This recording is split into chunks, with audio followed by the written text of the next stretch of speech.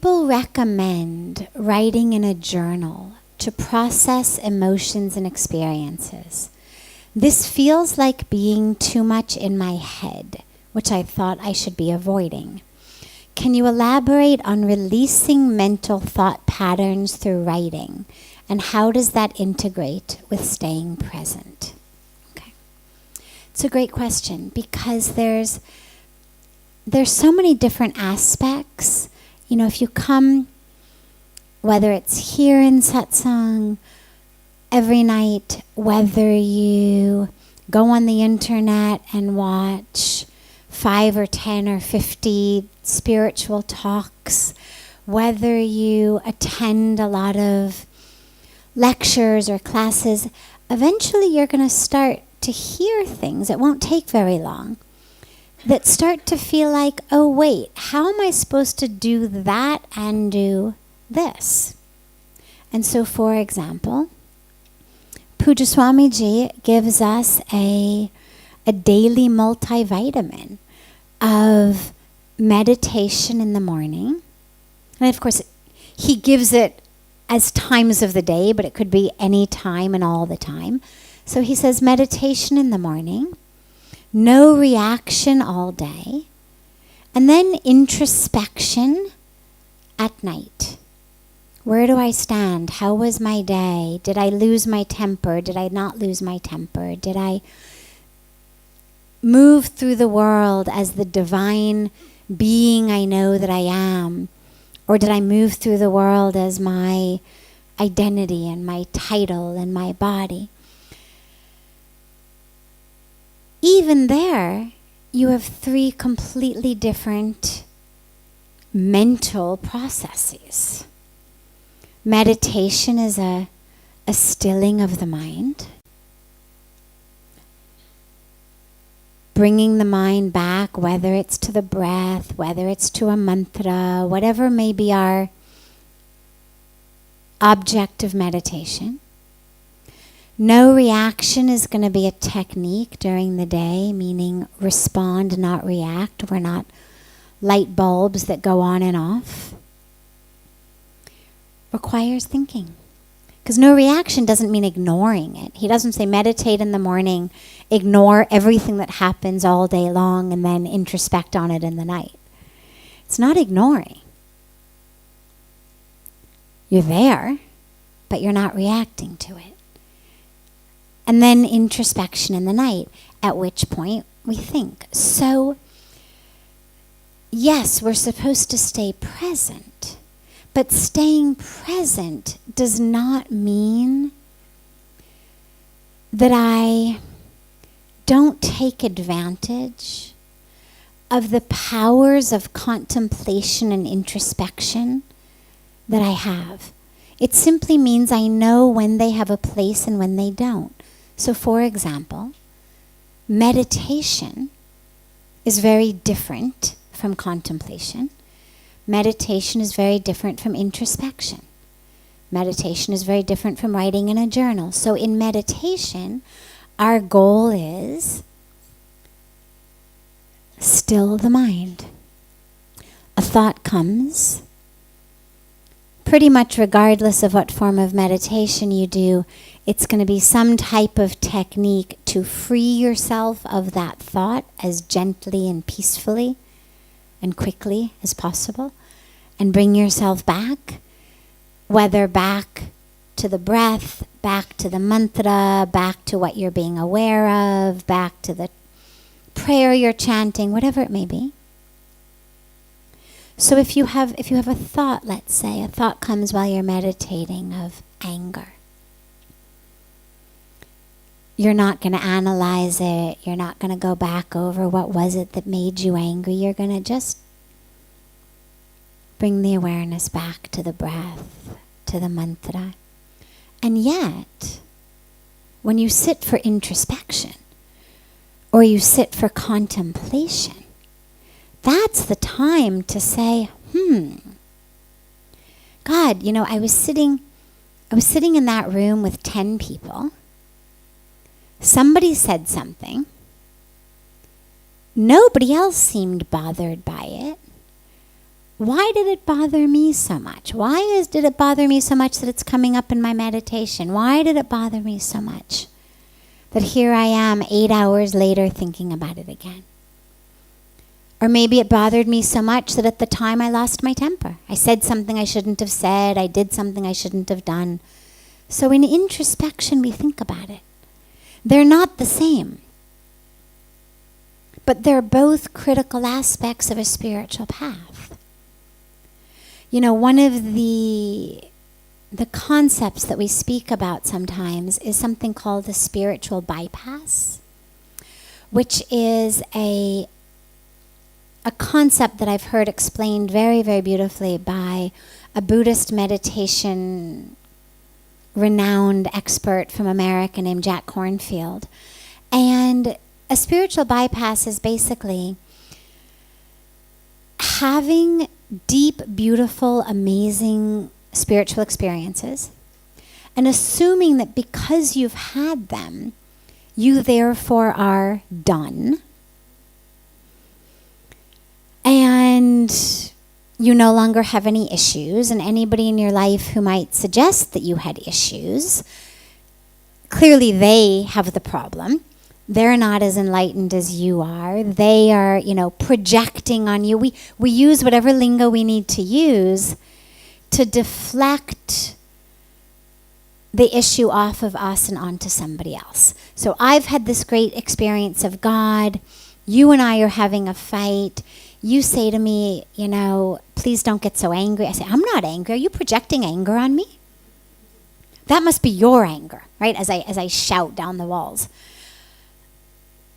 Many of us have had the experience, I know I have, of saying to someone, please calm down. I say, I am calm. What do you mean? I'm really calm. You're the problem. Like, okay. I share this here because this is a perfect example of what we would call a spiritual bypass. You've had a spiritual experience, beautiful, wonderful, no doubt, and you still have a psychological process that is impacting your life. One did not negate the other. And when we do a spiritual bypass, it is negating. It's basically saying, because I've had this beautiful spiritual experience, I therefore cannot possibly have anger issues. I cannot possibly have ego issues. I cannot possibly be living in any sort of illusion. So because I meditate, because I've had beautiful moments of expanded consciousness, I'm done. I'm God. And therefore, if you have any problem with me, you are the problem. This is where introspection comes in. This is where contemplation comes in. This is where journal writing comes in. It's not essential. It's not that you can't have a spiritual practice without journal writing. But what it does that's slightly different from introspection is it keeps you focused. Sometimes when you start to introspect, again, the mind wanders. You justify things, you rationalize things. Well, that wasn't really my fault. That was his fault. He provoked me. He shouldn't have said that. She shouldn't have said this. The situation was unfair. We tend to justify it. Journaling, if you do it right, actually gets you out of your thinking rational mind. When they speak about the importance of journaling spiritually, it's more like a stream of consciousness. So you're not censoring, you're not rationalizing, you're not justifying, you're just writing. And a lot of times when you write, if you're doing it as stream of consciousness, you find that insights and truths come that you don't even realize were there until you see them on your page. And I don't know the mechanism of why they come there in a way more easily than they tend to come just contemplating or just introspecting. I think it has something to do with the thinking mind that we use when we introspect. And the thinking mind always keeps us this arm's length away. And it analyzes, and it justifies, and it tries to explain. And it wants to feel good also. I mean, if I say, God, I really got triggered. I really lost myself there in anger and pain and ego and jealousy, whatever it may have been. Well, that doesn't feel good inside. And most of us like to feel good inside. I mean, it's nice to feel like you're the type of person you want to be. And when you're really honest with yourself and you realize, oh God, that was not necessary to say. I wonder what made me say that. And then you really are face to face with, oh God, I was really in my ego right then. I was really in a reactive state right then. It doesn't feel good. And so a lot of our thinking brains are very good at censoring that.